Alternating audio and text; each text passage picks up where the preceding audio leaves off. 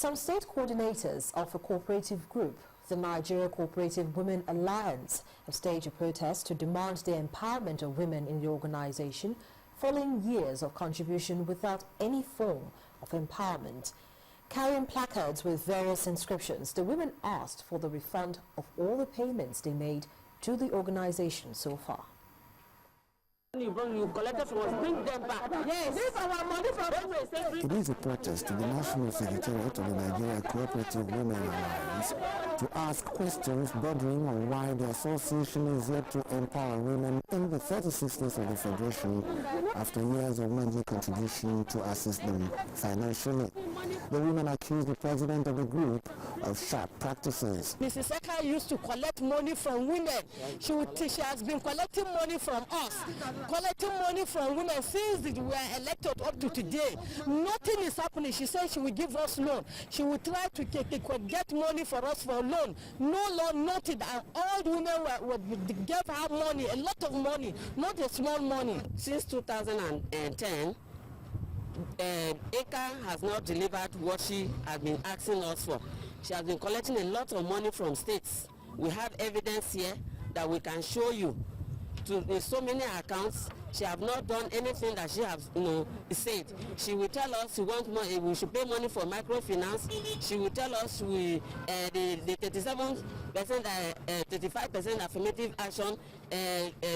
Our Mama Peace is also working with her to help us be part of it, of which we have never seen anything like that. But the president of the Women's Cooperative denies any form of fraudulent practices, saying that those on the protest march also have questions to answer. To come in here, to stand at my signpost after, like Mbaka, my former vice president, she collected our money. Minute are here, women are here to testify from the affiliation from the state. Bring the money nowhere, bring the money nowhere. At the end, I said, if you don't bring it, I will make a statement. She knelt down with the women and told me that he used the money to pay school fees for the son. Okay, he said this money was meant for the school fees of their son or not. He said the husband have a land given to her in Kano. She will sell it and pay back. Then she stopped coming to the meeting. What will I do? Will I wait 1.5 years for a woman? This organization is bigger than individual. While the Muslim continues, many believe that there is room for both parties to resolve the matter amicably for the sake of women at the grassroots who desire financial empowerment. The Borno State Governor says measures should not be spared in making sure that the Boko Haram insurgency is totally put under control. Governor Kashim Shettima believes force alone may not do the job, but a holistic approach should be adopted by the federal government to tackle the menace. In an interview with Channels Television, the governor also enumerated the efforts being made to care for displaced persons from the troubled region.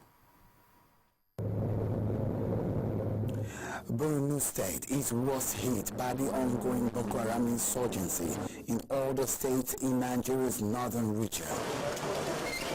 Over 4,000 people are said to have been killed since the insurgents began their activities, while hundreds of thousands more have been rendered homeless and helpless. Most have now had to make the various settlement camps their new homes. Apart from the cruel and senseless killings of innocent lives, the insurgents have taken to abduction of young women and teenage girls, leaving their parents and family members itching painfully for their return.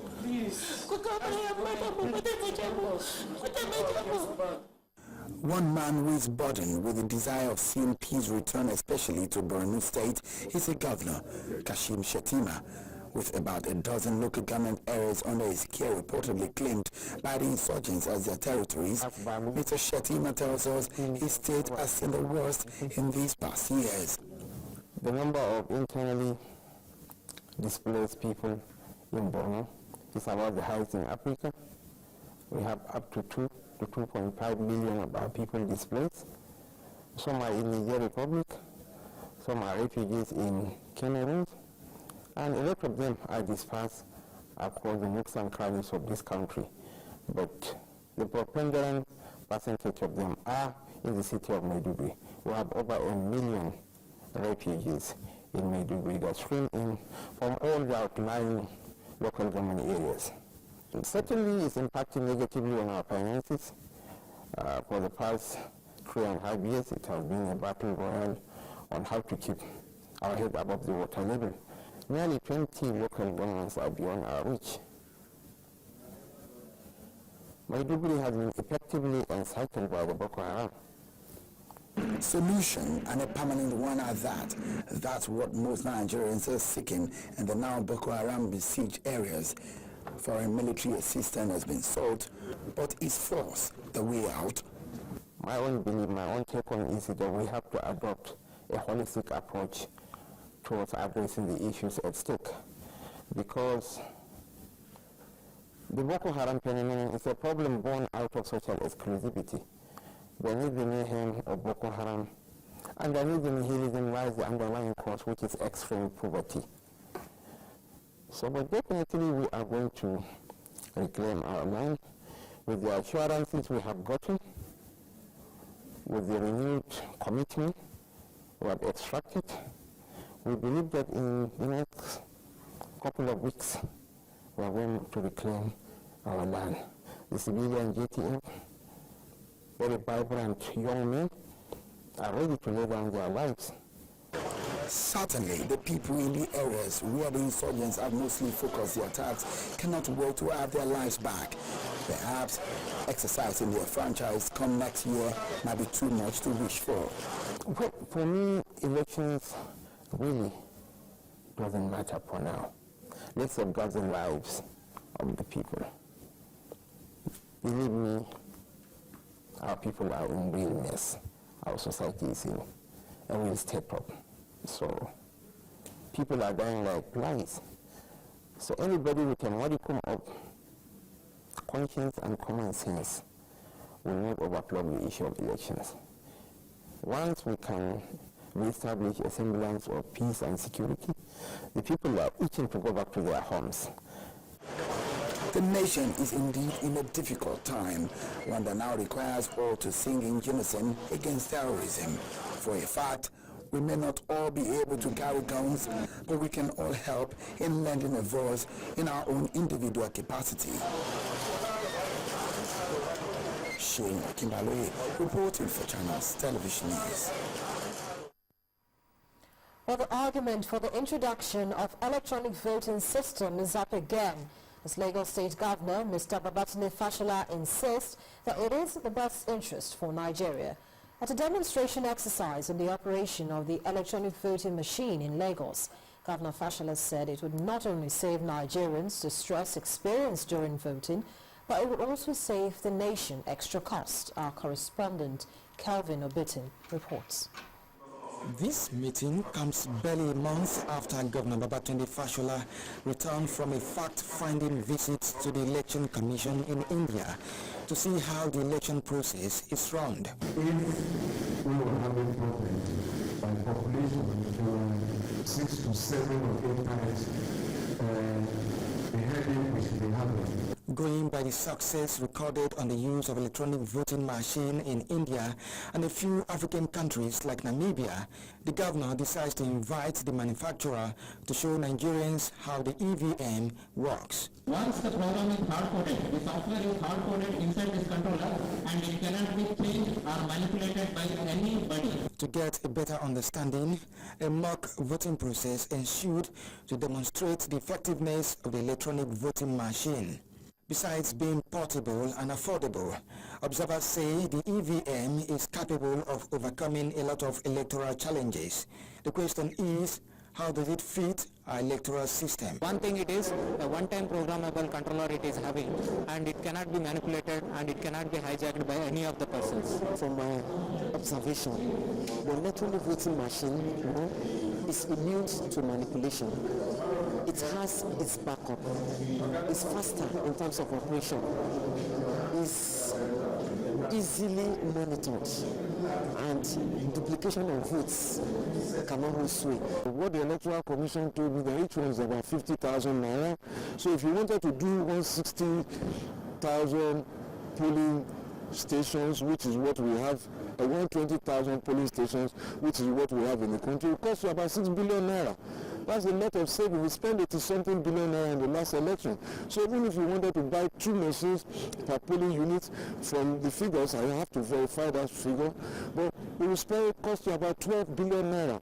And that means that you have these machines for the next 16 years. Nothing will happen with them. So we're not going to buy it at the next election cycle. So these are the things I thought, put this thing in the open, let people understand it, then we can have a real discussion about it and make a choice as a people. The 2015 general elections may be just as near as tomorrow, and the call for the electronic voting system may pose a little or no argument. But for now, many believe that the success of democracy in Nigeria lies on how well the leaders are willing to change.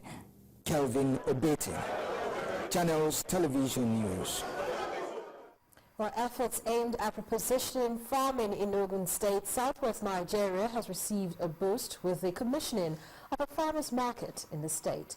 While commissioning the shops in Abeokuta, the state's capital, Governor Ibikunle Amosun called for a more deliberate shift focus to position agriculture as the mainstay of the nation's economy. The commissioning of the farmers' market is an attempt by the state government to raise the bar in the development of the agriculture sector, from production, processing to marketing of farm produce. 24 in all, these open stores are to make sales of fresh and packaged farm produce seamless for farmers, reiterating the commitment of the state government towards developing the agri sector. The State Commissioner for Agriculture says the reform of the current administration will soon begin to yield positive results. Commissioning the project, the state government said the way to go is agriculture and its value chains, which he said will be given priority in the scheme of things.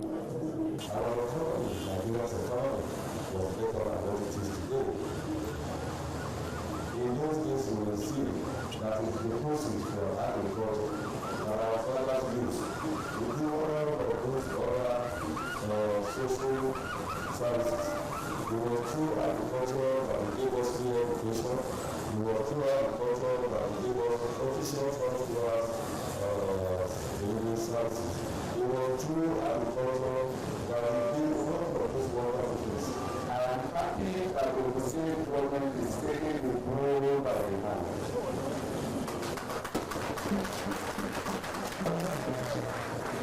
Ogun State is addressing the corruption. Now marketing is taking its stand. To promote this sector and give a new lease of life to farmers, the government has promised to replicate this structure across the 20 local government areas of the state. Still ahead on the news at 10, the federal government directs electricity distribution companies to use locally made meters and transformers. Please join us again.